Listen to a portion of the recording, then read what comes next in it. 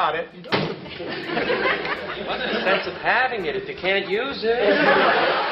Did you ever wonder what weird truths hid behind the laughter of Three's Company? In the late 1970s, this sitcom filled living rooms with humor, charm, and nightly escape. But what hidden quirks and untold stories shaped the show in ways we never imagined? When Three's Company first aired in 1977, the idea of Jack Tripper pretending to be gay so that he could live with two women was shocking. At the time, network television was still very conservative, and the premise raised eyebrows with executives and advertisers. Many feared it would be seen as offensive or inappropriate for family audiences. ABC debated heavily about whether or not to approve the show, and some sponsors hesitated to be associated with it. What seemed like a risky idea to executives was exactly what made viewers curious. Audiences tuned in, not only for the slapstick humor, but also for the daring social setup that felt unlike anything else on television. While Jack's act was played for comedy rather than serious commentary, it still broke ground by putting homosexuality into mainstream conversation, even if indirectly. The controversy helped the show stand out, and it became one of the biggest hits of the late 1970s. What nearly stopped Three's Company from ever airing ended up being the very thing that made it unforgettable. By the height of the show's success, John Ritter was clearly the lead, but Suzanne Summers was just as big a draw. Her role as Chrissy Snow made her a household name, and audiences tuned in just as much for her comedic charm as for Ritter's pratfalls. When Summers discovered that Ritter was being paid much more than she was, she demanded equal pay. It seemed like a fair request given her popularity. However, the producers and ABC executives did not see it that way. They considered Ritter the star and believed Summers was replaceable. What began as a salary negotiation turned into a bitter standoff that divided the cast and crew. Ritter and Joyce DeWitt sided with the producers, feeling that Summers was putting the entire show at risk. Summers argued that she was simply asking for fairness. The conflict became one of the most famous contract disputes in television history, changing how people viewed pay equality in Hollywood. Though Summers eventually lost the battle, her fight opened the door for future actors to demand equal treatment. After the pay dispute exploded, Suzanne Summers faced the consequences. Instead of firing her outright, the producers devised a strategy to keep her on contract but minimize her presence. For much of season 5, her appearances were limited to short phone call scenes, filmed separately from the rest of the cast. She was no longer in the apartment, no longer in the physical comedy, and no longer part of the chemistry that made the show work. Fans noticed right away and complained, but the producers were determined to send a message. They wanted to prove that no single actor was bigger than the show. Summers later admitted that this period was heartbreaking for her. She had gone from being one of the faces of the series to a footnote in her own workplace. Eventually, she left entirely, and the producers brought in new roommates to replace her. The whole ordeal became a cautionary tale about challenging network power in the 1970s. What could have been a triumph for equality ended in isolation, leaving a strange and sad chapter in television history. Before Suzanne Summers made Chrissy Snow a television icon, another actress had the role. The first pilot for Three's Company featured Susan Lanier as the bubbly blonde roommate. Producers initially thought she would be perfect, but test audiences did not respond the way they hoped. The chemistry with John Ritter and Joyce DeWitt just was not there. When the network ordered another pilot, they decided to recast the role. Summers came in, delivered her wide-eyed charm and comic timing, and suddenly the balance clicked.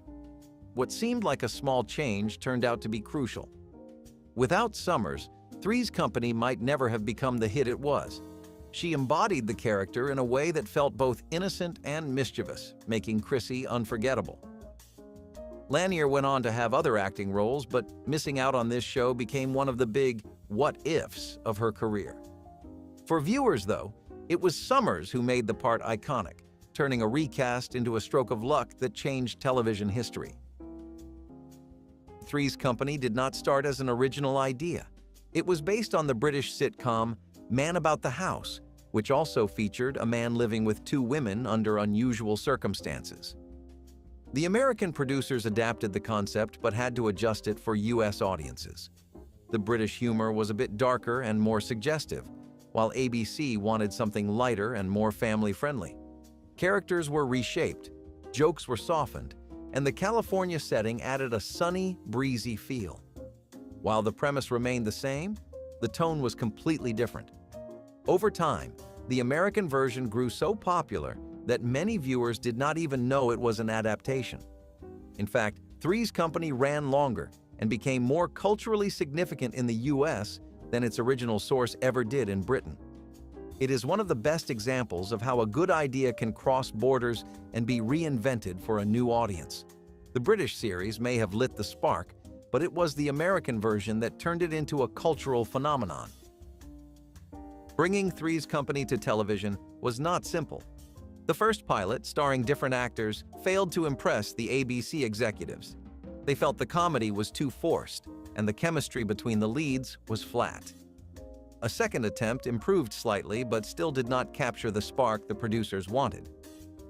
Executives were nervous about how far they could push a show built on innuendo, and the casting changes only added to the tension. Viewers in early test audiences gave mixed feedback, leaving producers unsure if the idea had any future. But they believed John Ritter's charm could make the difference if they got the right combination around him. It was not until the third pilot, with John Ritter, Joyce DeWitt, and Suzanne Somers, that everything finally clicked. The trio had instant chemistry, and Ritter's physical comedy sealed the deal. Executives who had once been skeptical suddenly saw the potential. The fact that it took 3 tries shows just how uncertain networks can be, even when sitting on a future hit. If ABC had given up after the first or second attempt, Three's Company would never have existed. Instead, persistence paid off, and the third pilot launched one of the most popular sitcoms of its era. Sometimes success really does come down to getting the right mix of people at exactly the right time. John Ritter's performance as Jack Tripper set the standard for physical comedy in the 1970s. His pratfalls, double takes, and slapstick routines were some of the most memorable moments of the series. What many fans did not know is that Ritter studied Lucille Ball to perfect his timing. He admired her ability to blend physicality with character, making every fall and stumble seem both hilarious and believable. Ritter even visited sets and studied tapes of old I Love Lucy episodes, slowing them down to watch how Ball used her body to sell a gag. He often practiced at home, bumping into furniture and tripping over rugs just to refine the timing of his falls. Castmates joked that no one could hurt themselves on camera with as much style as John Ritter. Ritter often practiced routines over and over to make them look spontaneous. He treated slapstick as an art form, not just cheap laughs. The result was a character who could make audiences laugh with nothing more than a raised eyebrow or a clumsy trip over a sofa. Ritter's inspiration from Ball created a direct line from the golden age of sitcoms to the modern era. His work showed that physical comedy was not outdated, it was timeless. Fans still remember Jack Tripper's pratfalls as some of the funniest moments ever captured on television. Filming in front of a live audience gave Three's Company its energy, but it also caused problems. John Ritter's pratfalls and Suzanne Somers' one-liners often sent the crowd into hysterics. Sometimes the laughter was so loud and lasted so long that the actors could not deliver their next lines. The sound crew had to stop filming, cut the scene, and start over. The live audience treated each taping like a rock concert, cheering and clapping when their favorite characters appeared. Don Knotts, in particular, could barely finish his lines when audiences screamed with laughter at his outfits or wide-eyed expressions.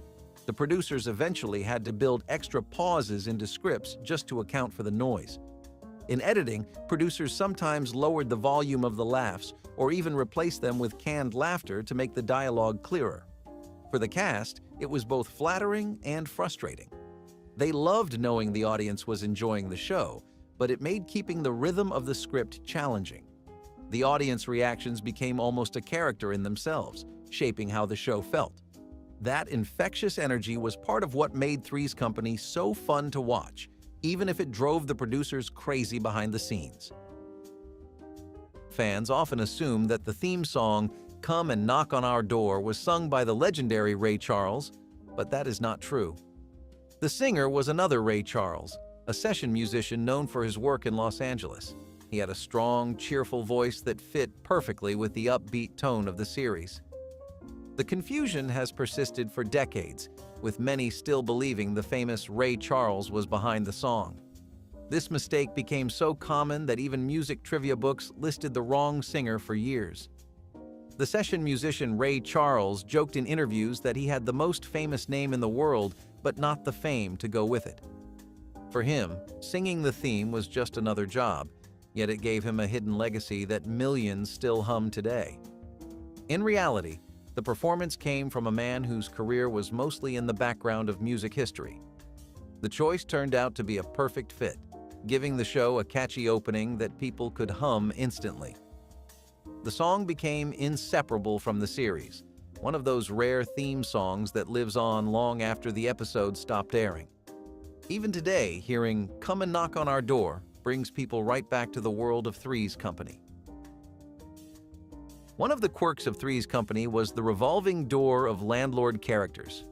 The show began with the Ropers, played by Norman Fell and Audra Lindley, who were so popular that they eventually got their own spin-off. After they left, the zany Mr. Furley, played by Don Knotts, took over as landlord. Each landlord brought a different kind of humor. The Ropers had sharp, sarcastic banter, while Mr. Furley was all wide eyes, loud outfits, and exaggerated reactions. Audiences were divided at first, with some missing the Ropers' dry wit and others loving Furley's broad antics. Don Knotts leaned into the flamboyant costumes and mannerisms, turning every entrance into an event. The landlord role, usually forgettable in most sitcoms, became a highlight of the series because of these shifts. The constant change kept the show fresh and gave audiences new dynamics to enjoy. It also created opportunities for spin-offs and expanded the Three's Company universe. While landlords are usually background figures, on this show they became scene stealers.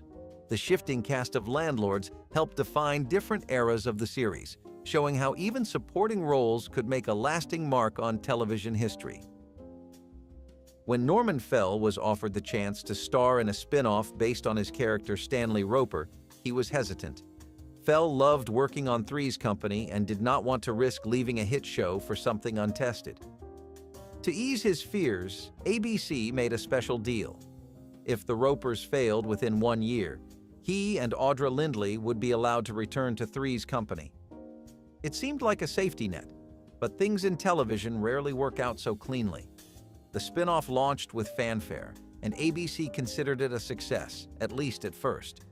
By the time it became clear the show was struggling, more than a year had passed. The clause in Fell's contract had expired, leaving him stuck in a series that was slowly sinking. He later admitted he regretted the decision, especially since Don Knotts came in as Mr. Furley and made the landlord role his own. What was meant as a guarantee turned into a trap. Fell had been a scene stealer on Three's Company, but once he left, the show moved on without him. His contract clause became one of those Hollywood stories where a clever safeguard turned into a painful missed opportunity. When The Ropers premiered in 1979, ABC promoted it as the next big sitcom hit. Norman Fell and Audra Lindley reprised their roles as Stanley and Helen Roper, and fans expected more of the same sharp, sarcastic humor that had worked so well on Three's Company. The new series followed the couple after they moved out of their old building, putting them in a new neighborhood surrounded by wealthy snobs. Unfortunately, the magic just was not the same. Without Jack, Janet, and Chrissy to bounce off, the Ropers' banter felt repetitive. Critics noted that the show lacked energy and direction, and audiences quickly lost interest. Ratings dropped steadily, and after only one full season and half of another, ABC canceled it. By then, the one-year return clause in Fell's contract had expired, meaning he and Lindley could not go back to Three's Company. The cancellation left both actors frustrated, since they had traded a guaranteed spot on a hit show for something that ended abruptly. Meanwhile, Don Knotts had already stepped in as Mr. Furley, cementing himself as the new landlord and fan favorite. The quick rise and fall of the Ropers is often cited as a classic case of a spin-off that just did not have the legs to stand on its own. When Don Knotts took over as landlord Ralph Furley, The producers wanted him to stand apart from the more subdued Ropers. One of the easiest ways to do that was through wardrobe. Costume designers gave Mr. Furley some of the loudest outfits on television: bright polyester shirts, oversized neck scarves, and pants with patterns so wild they looked straight out of a comic strip. The goal was to make his entrance funny before he even spoke a line. Don Knotts leaned into the look completely, strutting into scenes with his chest puffed out and his eyebrows raised, as if he truly believed he was the most stylish man in Santa Monica. The absurd fashion made every one of his entrances a laugh on its own, and audiences adored it. While Stanley Roper had been sarcastic and dry, Mr. Furley was broad and flamboyant, making the shift between landlords a full tonal reset for the show. Fans still remember the outfits decades later, proof that the costume choices did exactly what they were designed to do. Furley's wardrobe became a character all by itself, exaggerating his insecurities and amplifying his comedic timing. It was television fashion at its silliest and most effective. When Richard Klein first appeared as Larry Dallas, the smooth-talking used car salesman who lived next door, the role was meant to be small. He was written as a one-note sleazeball who flirted with every woman who crossed his path. But audiences loved him. Klein delivered his lines with such goofy charm that even his worst pickup attempts became funny instead of creepy. Producers noticed the reaction and began giving him more scenes. Soon, Larry was appearing in nearly every season, acting as Jack Tripper's sidekick and constant bad influence.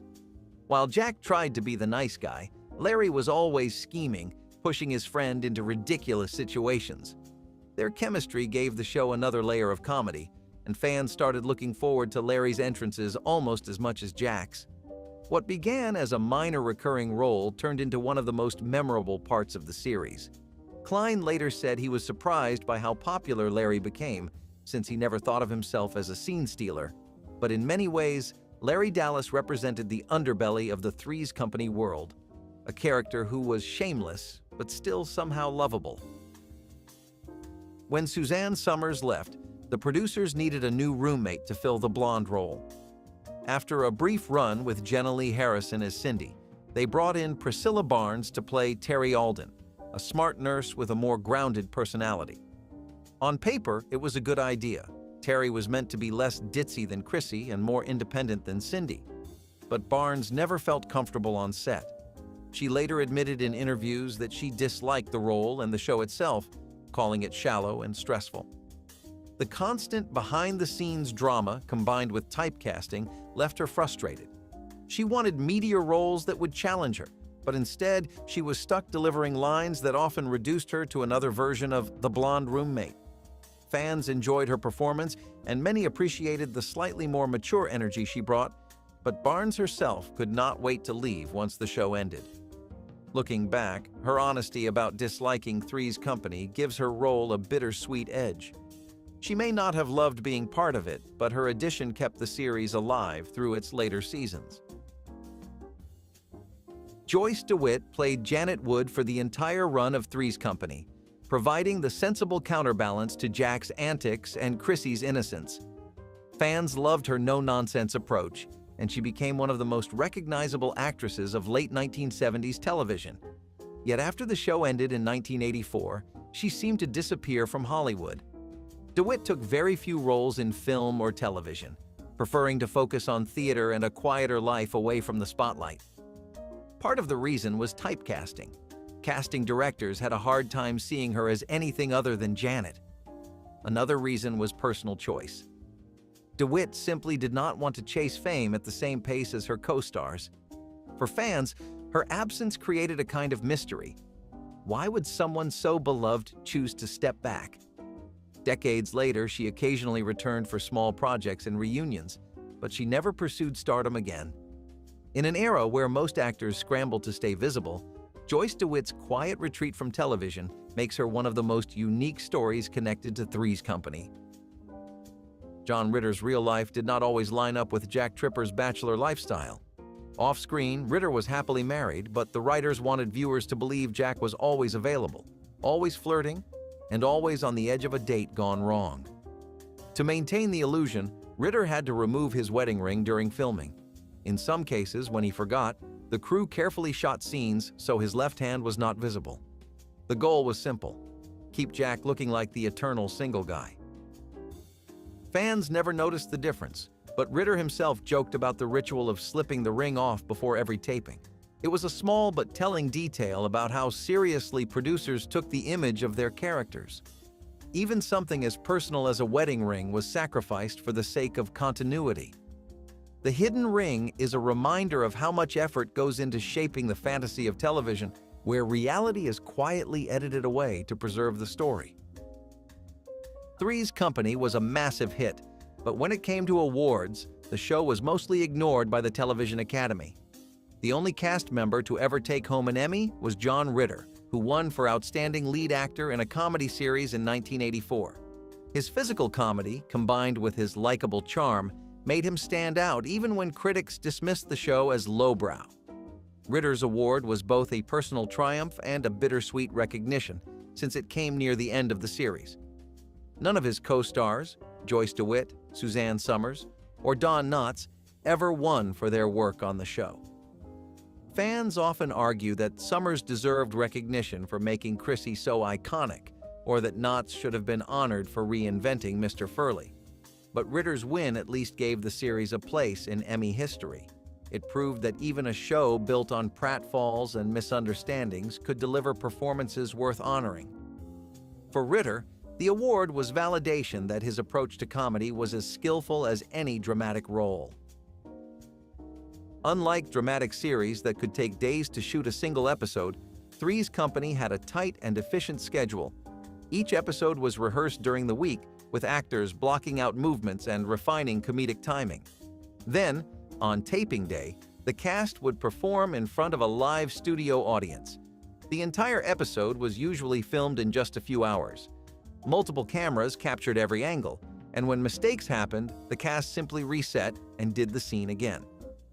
John Ritter often had to repeat pratfalls multiple times until they looked perfect, but he kept the energy high, feeding off the audience's laughter. For viewers at home, the result looked seamless, but behind the scenes, it was a well-oiled machine. The speed of production meant the cast had little downtime, and new episodes were churned out week after week. This quick style of filming was typical for sitcoms of the era, and it helped Three's Company stay consistent for years. What seemed effortless on screen was actually the product of intense preparation and lightning-fast execution on the set. Fans who binge-watch Three's Company today often notice something strange. The apartment does not always look the same. Across the seasons, walls shifted, doors moved, and furniture changed places without explanation. Sometimes the kitchen seemed larger, other times the living room felt smaller. These adjustments were not part of the story. They were simply the result of set designers tinkering behind the scenes. As filming needs changed, the crew modified the layout to make camera angles easier or to accommodate new storylines. At the time, viewers watching week to week rarely noticed. But modern fans who re-watch episodes in order often find themselves confused. Why does the bathroom door lead to a different place than it did last season? Why does the couch keep moving? The shifting apartment became one of those small quirks that only added to the charm of the show. It reminds us that television is an illusion, and even the most familiar settings are not as fixed as they appear. For all its inconsistencies, the apartment remained one of the most recognizable sets in sitcom history, serving as the backdrop for countless misunderstandings, pratfalls, and laughs. One of the most unusual quirks in Three's Company came from Norman Fell as Stanley Roper. Unlike most sitcom characters of the 1970s, he sometimes broke the fourth wall by looking directly at the camera. At the end of a scene, after delivering a sarcastic line or making a face, Fell would glance at the audience at home as if to say, "Can you believe this?" It was a simple gesture, but it gave the show a different kind of energy.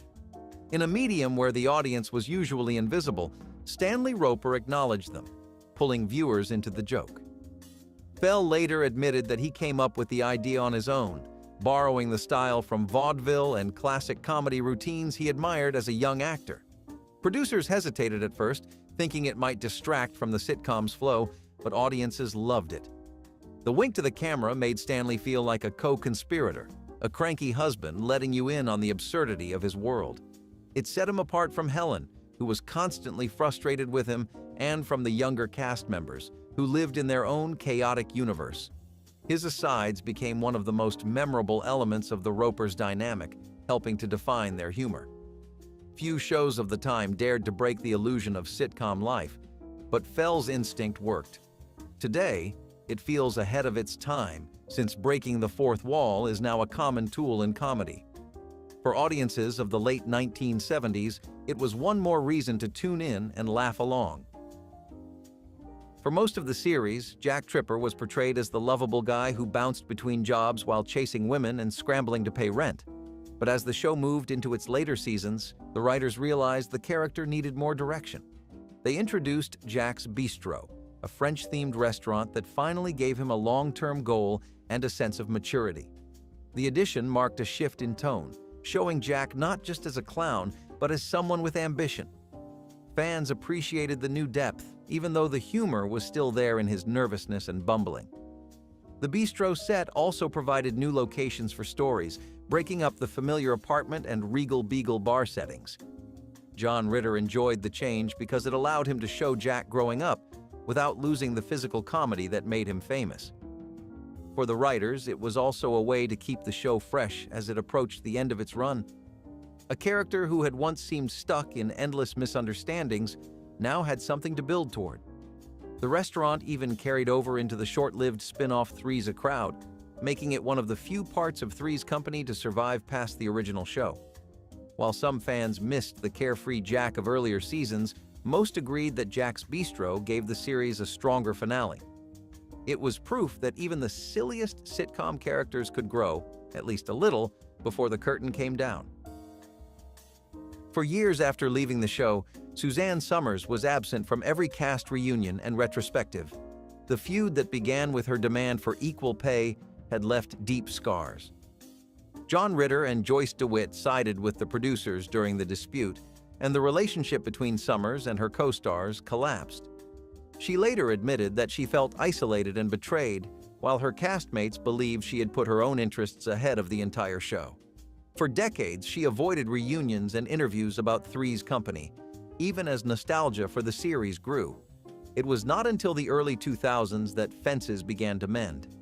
Summers and DeWitt eventually reconciled in a televised reunion, sharing an emotional hug after nearly 30 years of silence. Their conversation revealed just how much pain the feud had caused, not just to the cast but to fans who had adored their chemistry. Sadly, John Ritter passed away in 2003 before he and Summers could fully patch things up, though she later said she regretted not reaching out sooner. The long absence became part of the show's legacy, a reminder that sitcom magic on screen often hides very real tension behind the scenes. Summers' eventual return to the conversation around Three's Company gave closure to many viewers who had wondered for years why the cast seemed divided. The reunion showed that even decades of bitterness could eventually give way to forgiveness, but it came too late to heal every wound. When Three's Company ended in 1984, the network was not ready to let go of Jack Tripper. Producers created a new show called Three's a Crowd, following Jack as he moved in with his girlfriend Vicky and dealt with her disapproving father. The premise was designed to explore Jack's next stage of life, showing him in a more stable relationship but still surrounded by comic tension. Unfortunately, lightning did not strike twice. Without Janet, Terry, Larry, or Mr. Furley, the show lacked the chemistry that had carried Three's Company for years. Audiences were curious at first, but ratings dropped quickly as fans realized it did not feel the same. Critics called it a weak imitation, and ABC canceled the series after just one season. For John Ritter, it was a disappointment, but he quickly moved on to other projects, proving his talent went far beyond Jack Tripper. For fans, Three's a Crowd became a forgotten footnote, often overlooked in discussions of the franchise. Its failure highlighted just how important the original ensemble had been. Jack on his own was still funny, but without the misunderstandings and frantic energy of the trio dynamic, the spark was gone. Today, many fans of the original show have never even heard of the spin-off. It stands as proof that some magic cannot be recreated once the original formula is gone, no matter how much audiences loved the character. In the late 1970s, television comedy was still fairly tame. Sitcoms avoided sexual innuendo and anything that hinted at bedroom activity. Three's Company changed that completely. From the start, the show built its humor around misunderstandings, many of them involving mistaken romantic or sexual situations. Jack, Janet, and Chrissy were constantly caught in compromising positions, leading neighbors and landlords to jump to the worst conclusions. The scripts were loaded with double entendres, winks, and suggestive jokes. While tame by modern standards, they were groundbreaking for the time. Critics accused the show of being vulgar, and some religious groups even protested its content. But audiences could not get enough of it. The risque humor was always balanced with innocence. The characters were more naive than scandalous, which made the comedy lighthearted rather than raunchy. Still, the fact that ABC allowed so much innuendo marked a turning point in television. The show proved that audiences were ready for edgier comedy, paving the way for other series that pushed boundaries in the 1980s and beyond. It is easy to forget now, but Three's Company was once seen as daring, even a little shocking. Its legacy is not just the slapstick and misunderstandings, but the way it nudged television into a more open, playful era.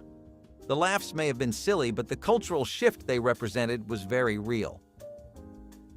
If these weird Three's Company facts made you laugh, cringe, or remember the show in a new way, drop your favorite surprise in the comments, tap like to keep the fun going, and subscribe so you never miss another behind-the-scenes story.